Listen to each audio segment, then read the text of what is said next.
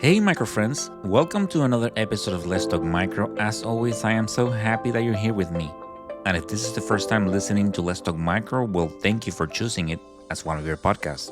Okay, so for the past few weeks, we have been doing a series about gram negative cocci, and that's going to continue. But I thought since ASM Microbe is approaching, it's going to be next month in June, I thought it would be a good time to do an episode about microbe. And for the benefit of everyone, ASM Microbe is the largest event of the American Society for Microbiology, and it's a large gathering where people from the microbiology community, we gather, they present research, there are posters, there are scientific talks, companies come in to showcase the latest instruments. So it's a huge event.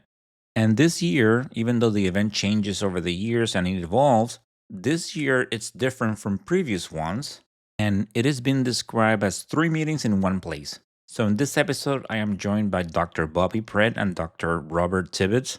And they both have been guests before.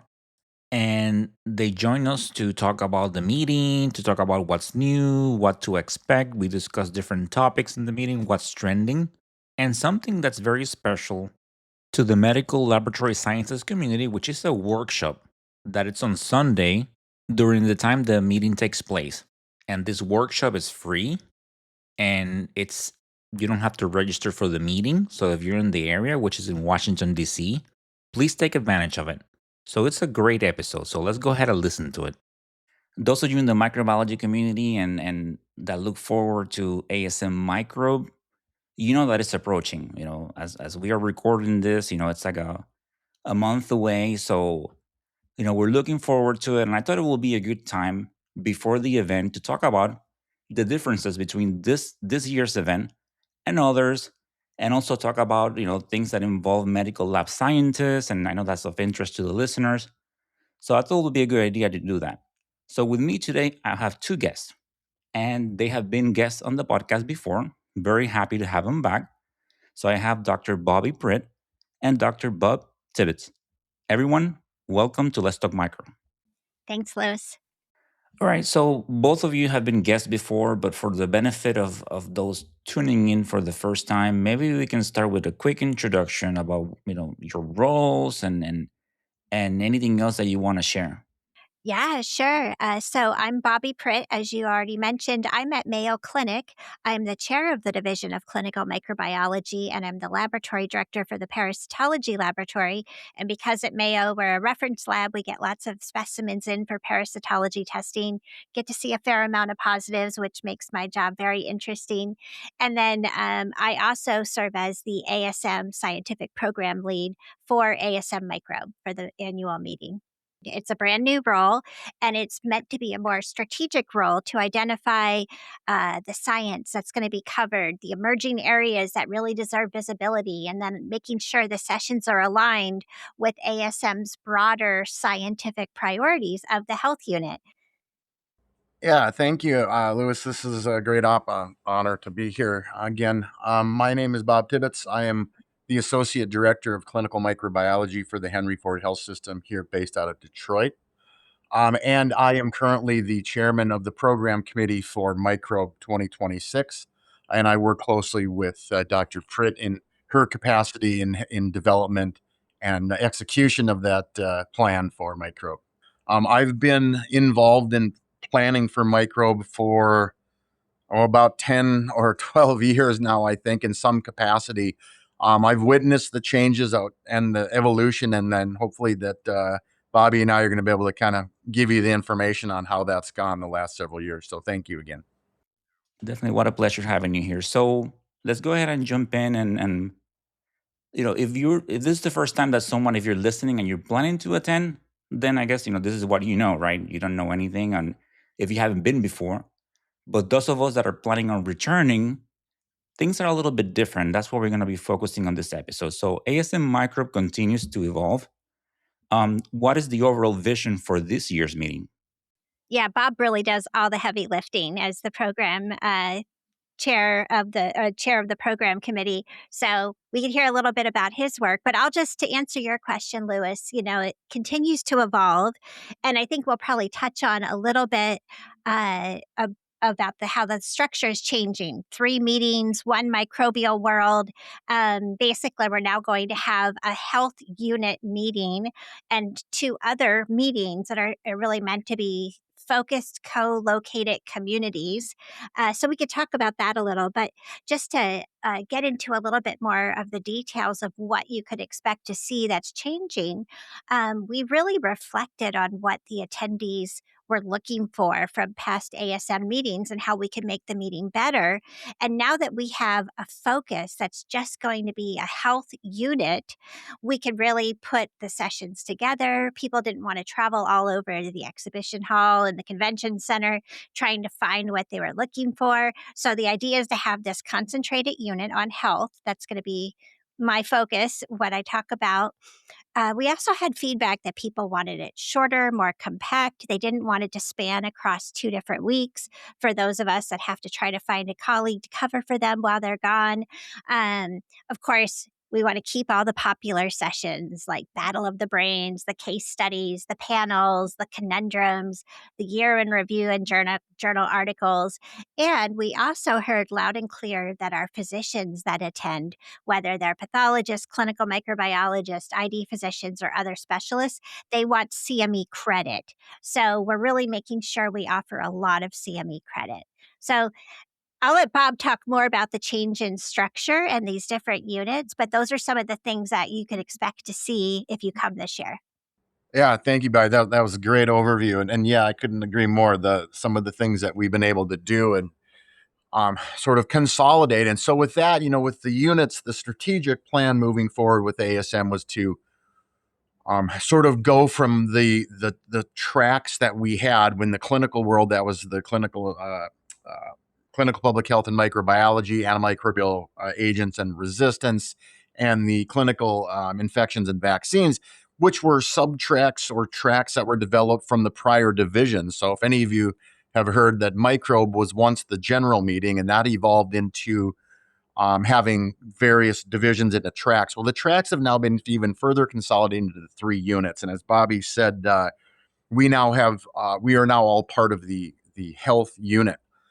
And again, this has allowed us to sort of consolidate and develop a meeting that, rather than being siloed into our 3 tracks, kind of goes across all 3. So we've tried to develop and accept sessions that were proposed that were an interest to a more broad group. So not just antimicrobial agents or PKPD of a new drug, but the new drug, how it's used, what are the outcomes. So those are 3 concepts that kind of cover all of those tracks. So, in consolidating all of the various tracks into these units, we're hoping that we could consolidate the meeting into kind of more of a clinical meeting only.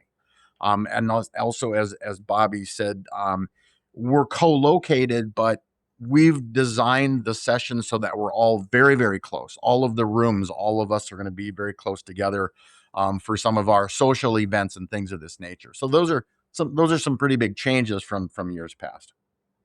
Okay, well, thank you both for sharing that, and maybe you can elaborate a bit more on this. If you go to the website and you have mentioned, things are closer together. If you go to register, it looks like it's 3 meetings in one. Maybe you can explain more about that. Oh yeah, sure. Yeah. So again, the 3 meetings in one really refers to the fact that um, all 3 of the various units, all 3 of the current units that were developed by ASM, we're all going to be having a meeting in the same building, in the same, basically with the same registration, the same exhibit hall, but they're going to be separated in such a way that there's very little overlap, which means that, in years past, sometimes a session in one of the basic tracks that was of interest to someone in the clinical tracks overlapped, and you couldn't make it to those meetings. Or even in some cases, um, with amongst the clinical tracks, there was overlap from something from maybe CIV and CPHM. So what this meeting this year is allowing us to do is to really have 3 separate meetings, but there is opportunity to be able to go to all of the other meetings if you want to. There's no separate registration for just the health or just the mechanisms of discovery unit, for example, but it is just kind of separated enough that allows us to kind of develop our own meeting. And as Bobby will go on to tell you, some of these sessions that we were developing are very, unique to this year's planning because of this sort of new arrangement. And that's always, that's always a challenge with microbe it's always challenging. You want to do so many things, and time just gets away from you. And that was, my first time I attended. You go in, and then all of a sudden it's over, and you're like, I didn't get to do this or that, and you spend between posters and talking to people and doing sessions. Just it just flies by, and you get that feeling that it's like, okay, I wish I could have done more or been there and done that. Just it happens. So yeah. Well, Lewis, you bring up a good point. Unfortunately, you're still going to find that there's still going to be fabulous things going on at the same time, but we are recording some sessions. And so that will help to some extent as well. And especially the sessions where if you are looking for a certain type of credit, you can be one place and then go later and watch a session and get credit for the second one later on. Oh, that is great to hear. I know that sometimes other meetings, like I know, like ID week and things like that, you have that option. So once you go home, you can log in and okay, hey, I'm gonna listen to this or that, and because it's very real. Yeah, you go in and sometimes even you're looking through everything and you pick your sessions, and once you're sitting in one, all of a sudden you realize that maybe there was one that you could have gone instead of the one that you're sitting in, and then you get that feeling of a little bit of regret. But overall, all the content is great, so it's a great meeting. So yeah, speaking of new things, and this is very exciting, and I definitely want to hear more about this. Some people have mentioned some things, but when it comes to let's start with those of us that work in the bench in clinical microbiology, which is such a huge part. What sessions or tracks will you highlight as especially valuable? Yeah, I mean, there's quite a number of them. Probably, first of all, I would say go to the orientation session. The orientation session, which is Thursday, it's the June 4th, and it's at 3 p.m. This is really a must go to, because what it's going to do is it's going to allow you to be introduced to the various different meetings that we're having, the different track or different units, but also is going to highlight some of those areas, just like you had asked us, like if I was a med tech or a bench scientist, where should I go? So it's going to be an hour and 15 minutes of us actually highlighting these. So I just want to make a plug for the Thursday orientation. Bobbi Pritt, Dr. Pritt, and I will both be there. I'll be there. I hope she's there, but we'll be able to. I'll be there. Good. So we can also answer any more questions. The next thing that we do have planned, and this is actually not registration is of to microbe is not required for this, which is nice for any of the um, local medical technologists, et cetera, bench technologists that want to come. Is actually a workshop that's taking place on Sunday, June 7th. This is an all-day event. It's going to be sort of a career advancement focus. There's going to be for MLTs, MLSs.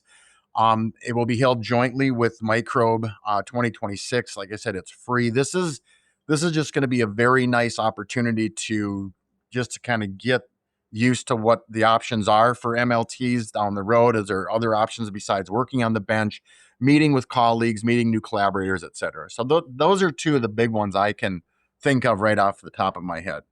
Yeah, and Lewis, I'll jump in and say, I mean, there's so many great things going on that would be fun. But, if you're thinking specifically for MLS, there's a lot of, well, first of all, we're starting off on Thursday, like we always do, with some really neat diagnostic workshops. So, in addition to the special workshop that's designed for MLS individuals on Sunday, if you come on Thursday, we have a diagnostic parasitology and vector-borne diseases workshop.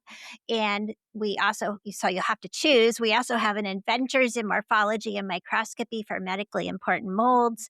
And then there's a number of really interesting areas of really practical sessions, panel sessions, discussion of conundrums. And then I always find the year in review to be particularly useful too, just as like a highlight of really the key publications in our field. Perfect. And to clarify, so Dr. Tibbetts said that the event on Sunday you don't have to register, and it's free. But those workshops on Thursday, though, for those you will have pay? Yeah, so the workshops on Thursday you would have to pay for. The workshop on Sunday, it's a $20 registration, but then you get that money back for lunch. So it's really just designed to have a little bit more accountability to make sure folks come. But yeah, that's free and it's really designed for the medical laboratory scientist audience. That is great. So if you're listening and go to the ASM page and check this out. And I'll put some links on the show notes, but that's a great opportunity to, and we'll talk a little bit more about this, but especially if you're in the area and that we take advantage. That's a great event happening. And for the Thursday, if you're going in and you're registering, definitely I invite you to check out some of these things, especially if you wanna strengthen your knowledge a little bit more, and especially in things that can be more difficult, like parasites and molds. So that's a great opportunity for you to get some knowledge, and it's great. So take advantage of that for the audience. If I may, real quick, too, I forgot to mention this workshop that's happening on Sunday is also offering 5 hours of PACE credits for those bench techs that do require CME or CE credits for certification. So I just wanted to make sure that gets out there during this session too. Thank you. Perfect. And let's talk a little bit more about this as much as you can, I guess. For this, people, okay, they find it interesting. I want to attend it for this workshop. What kind of topics they can expect to find? Like, what are you planning on covering in this event? The Sunday, the free one. Yes. Oh, yeah. I mean, there's going to be basics of antimicrobial susceptibility testing, some of the basics of fungal diagnostics. There's going to be like a couple of sessions where they'd call them stories from MLSs who saved the day. So kind of interesting vignettes about issues that they had in the lab, specimen collection issues, adapting to issues with supply, staffing, kind of real world events that I think everybody can really learn from. Let's see. There's going to be discussions on other stories of in more of a management capacity, retaining staff, how to deal with efficient downtime. Are on the list. Utilizing moldy for molds and acid fast bacilli, which is very important and a very effective, rapid way to identify them. I'll tell you that sometimes not as easy to do. But nonetheless, there'll be discussions on that. So, I think it's really geared towards professional development, what's happening in the lab, but also what other opportunities are out there. How can I advance my career as well? And maybe moving through the laboratory upwards into management, that kind of thing. So I think that the planners, and I should plug the fact that this is actually um, was developed with ASM from the ASM's professional development subcommittee. So this is actually a very large group of educators and folks that really want to develop professional advancement in all aspects of clinical micro. That is, that is great, and yeah, and so it appeals to all different people within the like medical lab science community, whether you're just working on the bench and or you are have aspirations to maybe advance through the ladder, which a lot of times that can be difficult and people don't know what to do or they feel stuck, and it's always great to get those tools out there, and AST we can definitely always learn for that, especially when you're getting started. That's such a dense and heavy topic that you brush on it in school, and then all of a sudden you're accepting cultures and you're training and you get all these things. What do I do? And oh my goodness. So that is it's really great that you're doing that. um it's very interesting. Before I jump to my next question, but I was in an event with Dr. Rebecca Yee, which is going to be involved in that, and she was telling me, hey, do you know that we're doing this thing on ASM? And I'm like, hey, I actually have an episode schedule where we're going to talk about that. So it's sometimes like a little bit of a Yeah. small world, yeah. Okay, so this is all, as we have said, this is all great content, and of course, but if someone was maybe attending for the first time, and of course the orientation will be something very important, so you get situated and you know what's happening and what to expect. um I can think of maybe battle of the brains, but maybe what are some few quote unquote can miss sessions, or experiences you would recommend? Yeah, well, there's so many.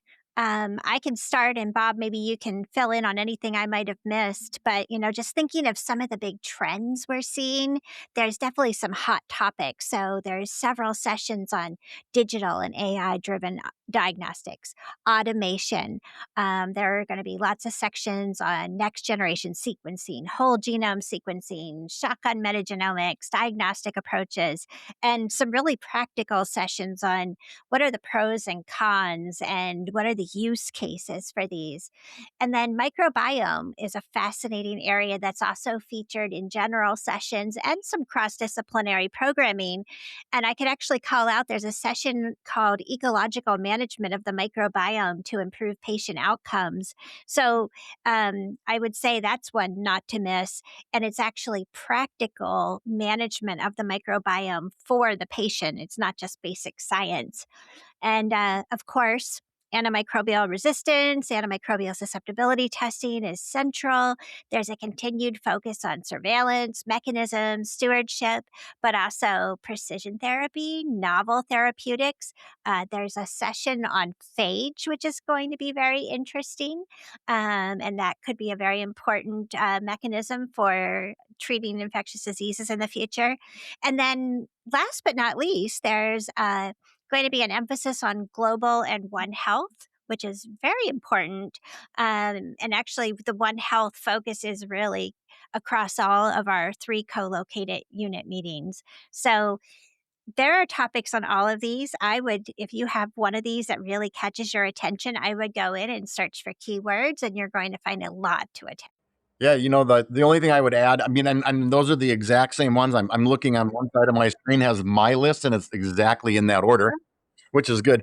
I just again just to kind of to mention, so the opening session is immediately following the orientation, which is nice. It's in the same general location. You can go one to the other.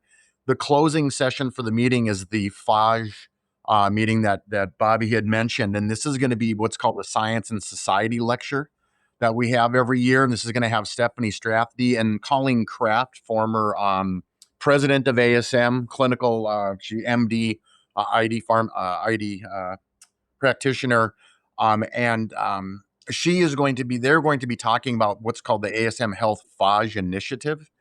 As part of the scientific board that Bobby sits on, there's another group of folks that are kind of looking at what microbes going to be moving forward and how we're going to embrace the science, embrace what's going on. And phage therapy is huge right now, and its implications, and it's really just kind of at that, right at that edge that it's just going to kind of go over. And so ASM is really pushing for that. So I'd highly recommend is attending this closing session to kind of see where this initiative is going, what we're looking for, what I have a distinct feeling microbe will be looking like for 2027 is going to be pretty heavy in phage. I wouldn't say it's going to dominate, but there's going to be plenty of phage therapeutics, things of that nature associated with it. Otherwise, yes, everything that Bobby said, I agree 100%.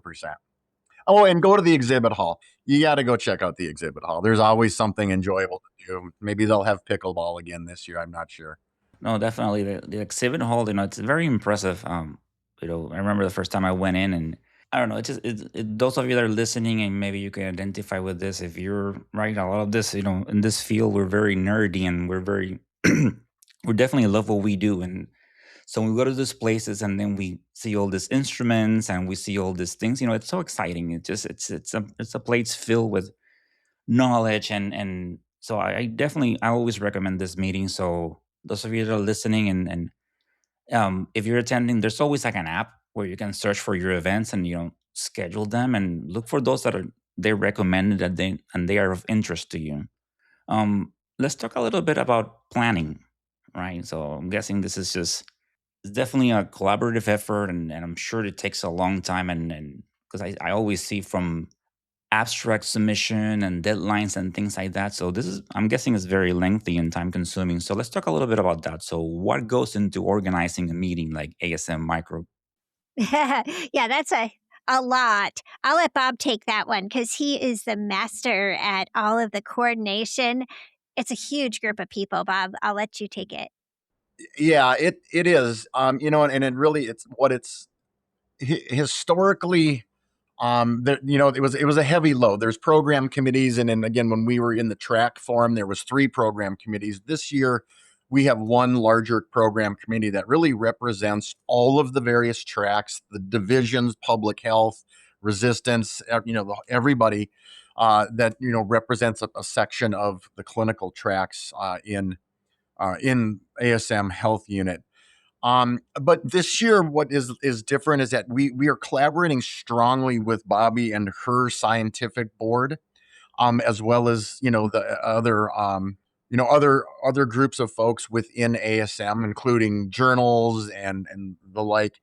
We all kind of work together. From the planning committee, I'm waiting to hear from what Bobbi and her colleagues and committee members are deciding. Where should we go? What direction should we be taking? Bobbi, I'll let you talk more about how you do that, and I'll take it from when we get it. But generally, planning wise, what we do is we have a call for proposals.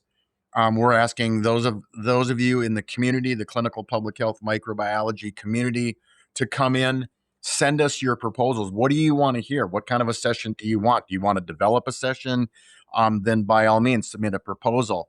We ask, when you do submit, that you provide speakers, and you're kind of doing a lot of the legwork yourself. You're proposing a session, not just an idea. We take those, and we get a lot, and sadly we have to reject some of them. Unfortunately, sometimes we take multiple ones that are similar and combine them into a concession. But that's kind of where we start. We take those proposals, and then we take the information and kind of the direction that we kind of want to look into from Bobbi's committee, and then we start to formulate the sessions, and where do we want to go, and what do we want to do, and what was missing from last year. What kind of feedback did we get from last year that we may want to change for this year? And then we start developing the sessions, and then it's a matter of plugging the various different session types, in depth versus mini sessions versus panels or debates or whatever, and we plug them into a schedule. And that's what Bobbi and I did for a long time, is to plug them in and try to create this daily schedule that didn't overlap too much amongst the different groups. It didn't, it wasn't too heavy on one particular area, virology, parasitology, whatever. And it had a nice mixture of industry, a nice mixture of exhibit time and things of that nature. That How long did that take us? That's several months at least. Yes. And then Right. You get all the proposals. Yeah. yeah, Go ahead, I was Bob. saying, then abstracts start, and that's a whole different level of interestingness. But without getting too much into that, that's just simply the abstracts come in, whether it's the early or the general, and we start looking at these and we decide where they're going to fit, and do they fit, and or is it something that has been done before. There's a lot of parameters that we look at, and then we slot those into our sessions for those sessions that are accepting. When I say accepting, meaning that an in-depth may want to showcase some of the various abstracts that are submitted. Some of the sessions don't want that, but then once we have those, then we kind of just ride it out. And I think we've been kind of riding it out the last week or two now, in the next couple weeks before we go. But Bobbi, please tell us about what takes place in your committees. Yeah, so I'm part of the health group. So the health group is not just something that's temporary just for our annual meeting. It is a group focused on ASM health, which includes all those different components: antimicrobials, vaccines, infectious diseases, and then, of course, clinical microbiology and public health. And it looks at all of these and identifies themes of what we really see as important issues in the field. So I attend those meetings and I make sure that what this larger group is identifying is well reflected in our meeting agenda. So that's part of my strategic approach of looking at the big picture. And then, as Bob said, it is a bit of a challenge because then you want to put all of these sessions sessions into days, putting them into slots. And you want to make sure that you have a nice mix of different types of sessions each day. But there are overlapping sessions, and there will be times you'll have to make a choice. But we try not to put, say, something like Battle of the Brains right up against another session that's going to draw the same exact audience. So some of it comes down to logistics. But before we even get to logistics, it's big picture. What are the topics that are really hot? What are the topics being talked about by the ASM health unit that we really want to make sure are included? Okay. And I have to say, and personally, like I think all of you do a great job as an attendee for several years now. It's always I find it that it's very organized. As you said, the content is very varied, and yes, there is that we mentioned that unfortunately you have to make a choice. There's so much, but overall, you walk out feeling like, hey, I learned a lot, and for me, which the podcast, I always find some great topics, and I come out meeting great people and come out with great ideas. So anyway, shout out to everyone involved in the planning of this meeting. Thank you for what you do. So by now, with the recommendation of things that maybe you shouldn't miss or some of those great talks, sometimes there are topics that trend. Overall, maybe are you seeing some trends this year? Sometimes I know, like in some meetings, you see things like rapid ASD, and you see a lot of that, or I'm sure with AI, as you mentioned, gene sequencing, phage. So, are you seeing some trending major trends this year in microbiology or infectious diseases? Yeah, I think it gets back to some of the topics we had discussed. We definitely wanted to make sure that there are certain hot topics that should be represented. Things like the AI diagnostics, AI driven and digital, digitization of gram stains, parasitology smears, whatever could be digitized, you could apply AI to it. Automation continues to be a really big area, and so we want to make sure that there's that's included. We did have, as I mentioned, a lot of topics on next generation sequencing technologies, whole genome sequencing, using that for antimicrobial susceptibility prediction, detection of outbreaks, early detection of outbreaks using whole genome sequencing. And then what are the pros and cons, the really practical aspects of metagenomic next generation sequencing? When does it get applied? When should you send off your plasma cell free metagenomics test? What are some times it would actually really be useful for patient care? The other hot topics that we mentioned, microbiome, phage therapy, AMR with personalized medicine. I think those are just among a few that you're going to find lots of this year. And there's going to be some really nice and unique aspects discussed. But only add that, well, this isn't really a topic, it's really more of a style of session. But this year, we do have more of these sort of conundrums and case study based sessions. In over the past several years, some of the feedback were really strong or real heavy towards providing those kind of sessions. I think it's nice because it can offer a little more, sort of Socratic style of teaching, more of a discussion based rather than just sort of lecture based. So, I'm hoping that is a benefit for this. But I know that and I should also mention, um, this year we are also showcasing virology in sort of the clinical virology symposium, which is a meeting that unfortunately is no longer in working. But we have we basically, Bobby and I and Heba Mustafa, who's used to basically run the program development for CVS, working very hard with our PC to incorporate quite a number of virology sessions. So we'll be pretty heavy in virology in a number of different areas, and including the conundrums, which was quite popular at that meeting. Yeah, I'm really glad you mentioned that, Bob. We've really adopted and embraced our CVS community. We want them to feel like this is their meeting, that they are part of this community. Of course, we've always covered viruses.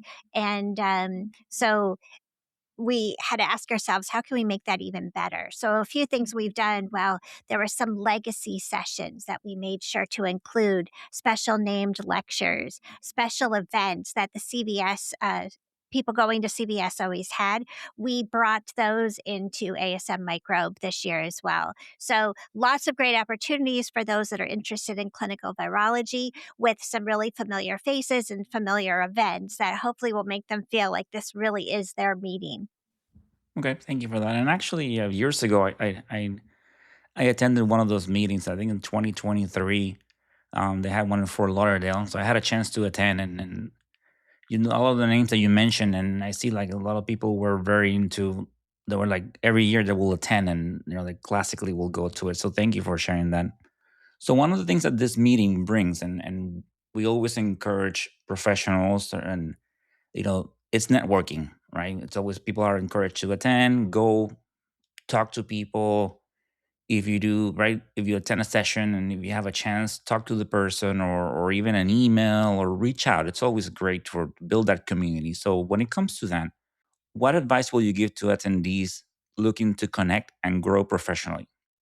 The what I've learned in my time at ASM for I won't say how many years I've been here, but I can tell you that the clinical folks are amongst the most open, easy to approach people I've ever met. Because I think that we're all educators by nature. We like to do it. We like what we do. We like to discuss it. And when we see enthusiasm in other people about it and who want to know what we do, so I would say you could walk up to anybody on the PC. You could walk up to Bobby and I at any point and just say, "Hey, that was I want to talk about this." We have set up a number of opportunities, though. I mean, I guess, of course, the orientation is going to be an opportunity to kind of get what's going on and collaborate with some folks. Maybe kind of plan your week, your weekend. But there's the fishbowl. We used to have track hubs, and Bobby, remind me because now I'm confused. The track hub is the track hub no longer there? We just have the fishbowl, which is sort of an exhibit hall based. Yeah, so the fishbowl is there, but we also, and that's great for like oral presentations, but we still have something that people will recognize as the hub, where it's a little bigger than before because we knew that the hubs, people would come and there'd be like standing room only, and we'd have some really hot topics there. We're continuing to have hot topics there, and the format of the hub is still designed to be a short presentation with lots of audience interaction, but we've made it a little bigger, and it's a place for people to just kind of gather and discuss a topic together with the presenter. Yeah, and a great place to again just to kind of meet and hang out, and as people, as we come down from our sessions and hit the exhibit floor, we invariably go to the hub to see who's there, see our colleagues, see our friends, and that's like other great place if you're if you're looking to meet people and network and kind of get involved. You probably hear me and probably Bobby say 100 times, if you want to volunteer, I can tell you exactly how you can volunteer because we're always looking for more people. So that's a great opportunity to get involved if you wanted to, is to volunteer for any number of openings that ASM has on a regular basis, including the program committee for Microbe. And that is great that you bring that. Maybe if can you is there a place where people can reach out if they're interested in volunteering, or like a more accessible? I mean, they can always go to ASM webpage and search for it, but Yeah, it's Bob Tibbetts' email.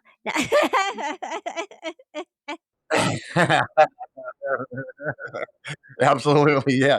No, there.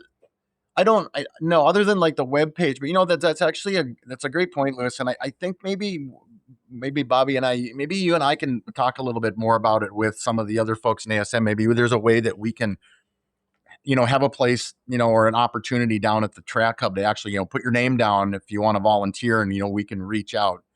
We do have calls every year for the program committee, but there are a lot of committees in ASM for clinical public health. There's a number of subcommittees, and even if you're newer, younger in your career, there's still opportunity to get involved, and so that's a good idea. I think we'll run with that. Maybe we'll have something set up in the track hub to do that. Otherwise, yeah, you can always go to the ASM website and find the volunteer page. Yeah.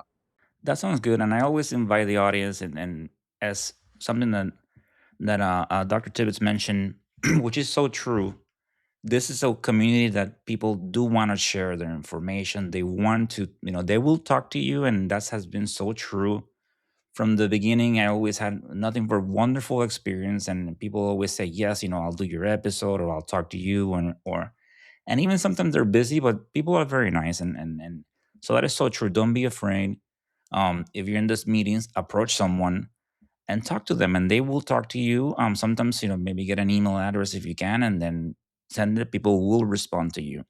Something to keep in mind sometimes that these meetings are very busy, so I always encourage people, if you have the one chance where you see the person, go to them and don't say, maybe during the meeting I will go back and talk to them, because probably it's not going to happen. That's happened to me so many times. Hey, maybe I'm going to talk to this person. I'll wait maybe till Saturday. It never happens. You don't see them again, or you see them walking, or and of course, in the presentations like the conferences, a lot of people hangs back to answer questions. Sometimes you have a line, and it's a little bit difficult. So if you get that chance, jump on it. If not, get their information, and reach out to them like via email. And people are nice.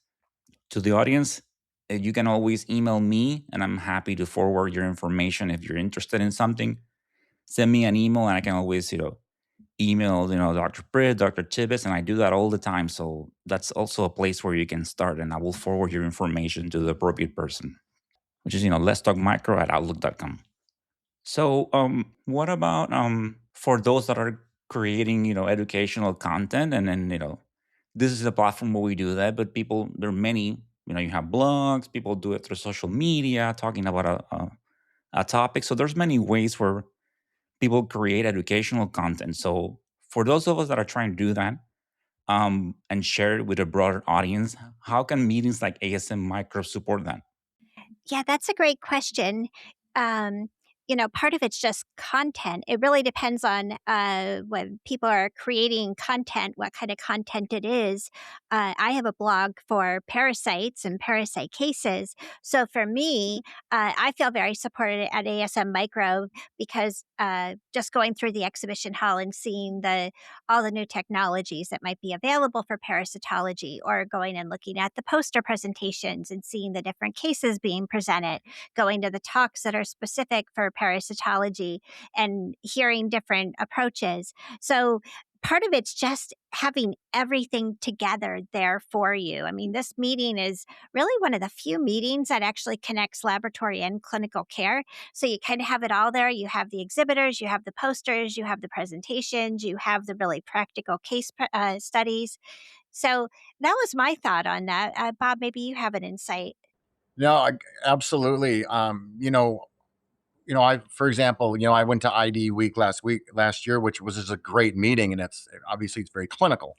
But it didn't have any, that lab component. And I'm sure there's meetings that are just strictly laboratory that don't have a lot of, or the clinical. But Microbe does offer that. It's very broad, and you can pretty much pick any topic you want, and you will find somebody who's an expert in it, or who just loves it so much that they would be more than willing to get involved in a blog or a webinar or something with you.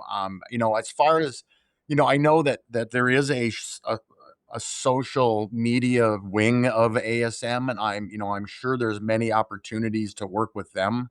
As far as being able to do presentations at Microbe, or any of their other meetings. ASM does host a number of other meetings, but yeah, I mean, it's if you've never been to this meeting, or you're just kind of unsure about going or not. I mean, it really is a great experience. I mean, I think you're going to see a lot. You're going to really be able to pick and choose.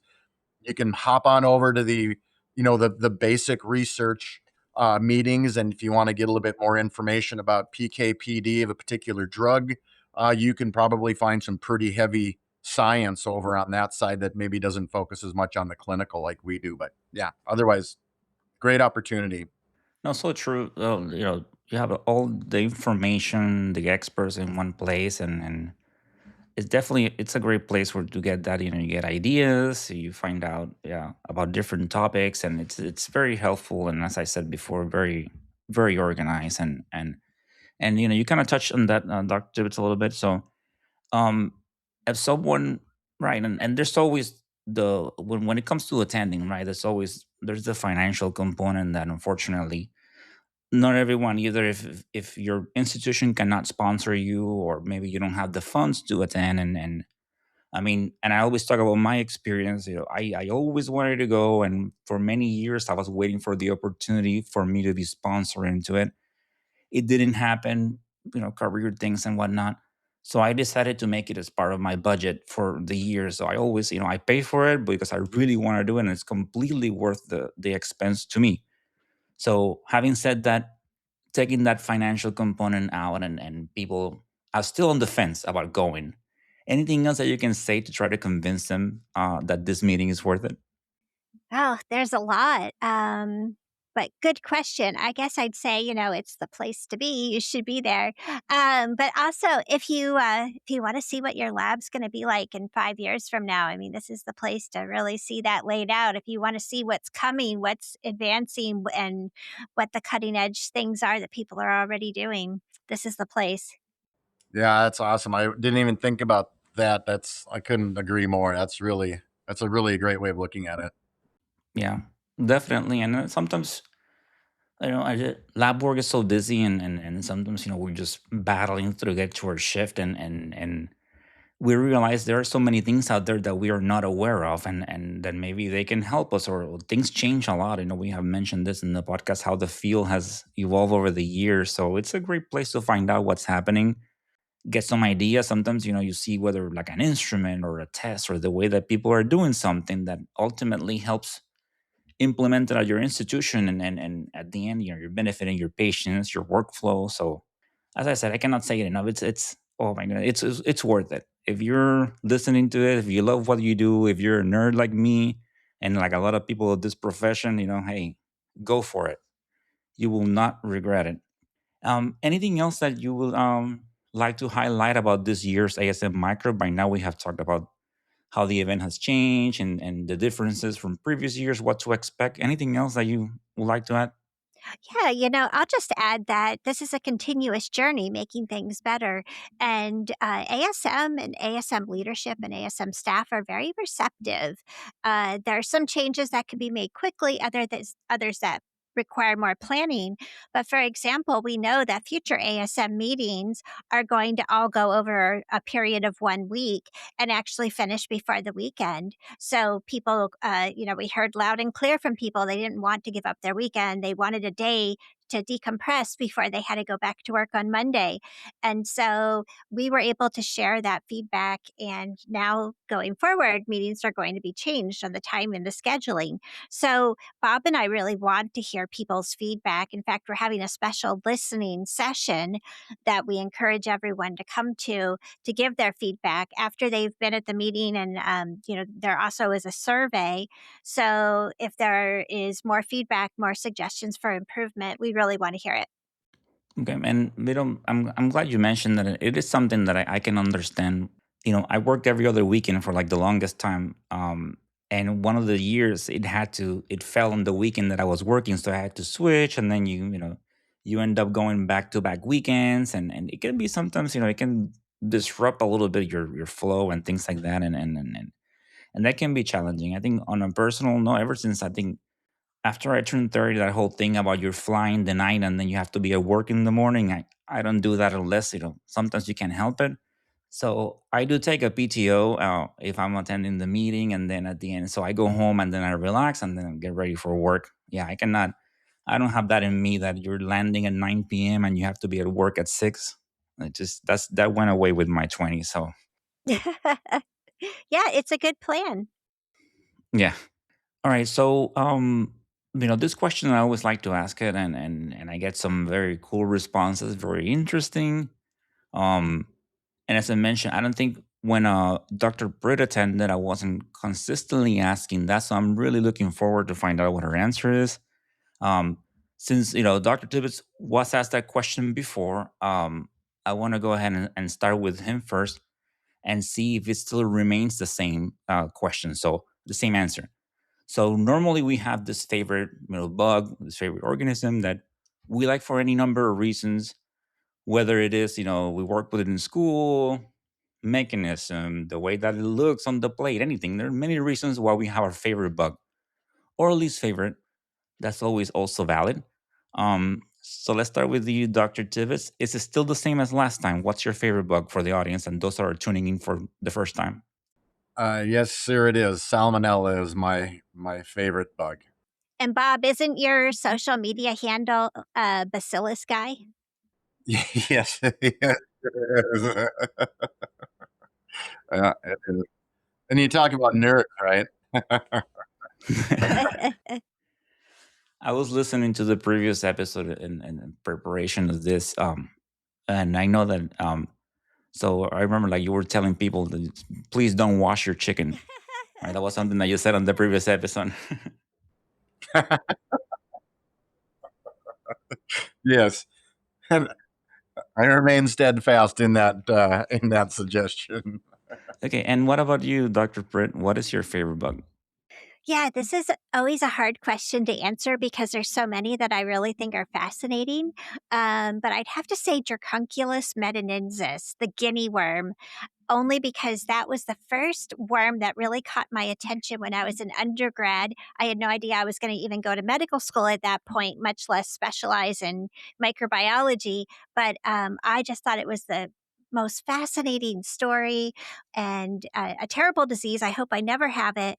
And it might actually be the first parasitic infection that we come close to eradicating. I'm not sure we'll ever completely eradicate it, but just the history and of behind it, the epidemiology, how it's transmitted, that you could drink water and get infected with this worm, and then pokes itself out of your skin and makes you want to go into the water so it can propagate itself. It was a fascinating story. So yeah, the guinea worm is my favorite. What an amazing answer. Well, thank you for sharing that with us. Um, as always, it's such a pleasure. It's great having both of you back on. And as I said, if you're, I hope that if you're planning on attending, that you're registered already. The meeting is coming to close, and if you're in the area, you want to check out the medical lab sciences workshop. I recommend it. And hey, this meeting is in DC. It's a great chance to check the nation's capital if you haven't done so already. I know some people that have never been to DC, so they're taking advantage of that while attending the meeting. Check the historical site, so that's also make a little vacation out of it if you can and if you have the time. But once again, I recommend this meeting, so I hope to see you there. Those of you that are listening, and if you see me, say hello. But anyway, thank you so much for taking the time to be in Let's Talk Micro. Thanks for having us, Lewis. Thank you very much for the opportunity. Thank you all. My pleasure. Well, there you have it. That was the episode. I hope you enjoyed it. As always, I enjoy sharing this information with you. And I thought it will be a good time. The way that the meeting is different from previous years. So if you're planning to attend, I hope that you enjoy the episode and share it with others. And like Dr. Tibbetts say, try to go to the orientation to see what's happening, what to expect, to get more information. And if you're an MLS, please, take advantage of this event. Okay, so as always, you can find us on any podcast platform. If you go to Apple, Spotify, Amazon Music, Good Pods, you can find us there.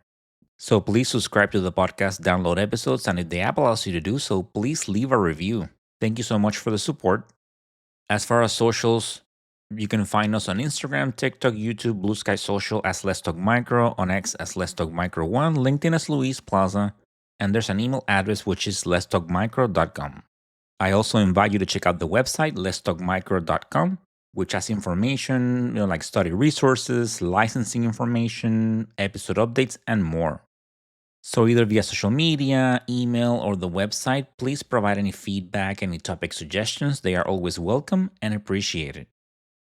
If you want to support us in any way, you can do so via Venmo or via Buy Me a Coffee, KOFI, both links available on the show notes.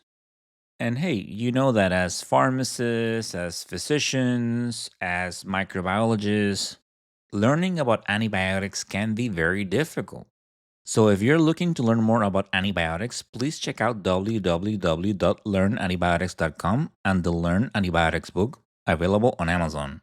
These resources include cheat sheets, practice tests, games, and more, and they are being used by thousands of people worldwide and may be helpful for you or your colleagues. And as always, these are some great resources from Dr. Timothy Gauthier, a very passionate pharmacist. And the Let's Talk Micro podcast is supported by the American Society for Microbiology, To learn more about microbes, visit asm.org.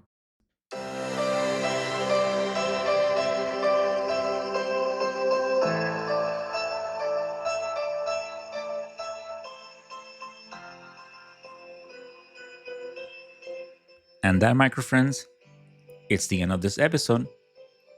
I hope you enjoy learning about the microbe conference this year, ASM's Microbe 2026, so you can get more information and know what to expect. As always, I enjoy sharing this information with you. If you are able to attend this meeting, please do so. And definitely take advantage of that workshop, right? There's a lot of topics that are good from different MLS levels, from bench to supervisor if you want to advance. So take advantage of that material. It's some great content for your career, so I hope you enjoy it. As always, thank you for the support. I'm so grateful. Stay tuned. Speaking of microbe, if you're attending, something very special is happening with Let's Talk Micro during the conference, so please stay tuned. As always, as I said, I'm so grateful for you. So please continue bringing that passion to what you do. It's so important. You do such great work. So, as always, stay motivated, stay safe, and of course, continue talking micro. Until the next time. Bye.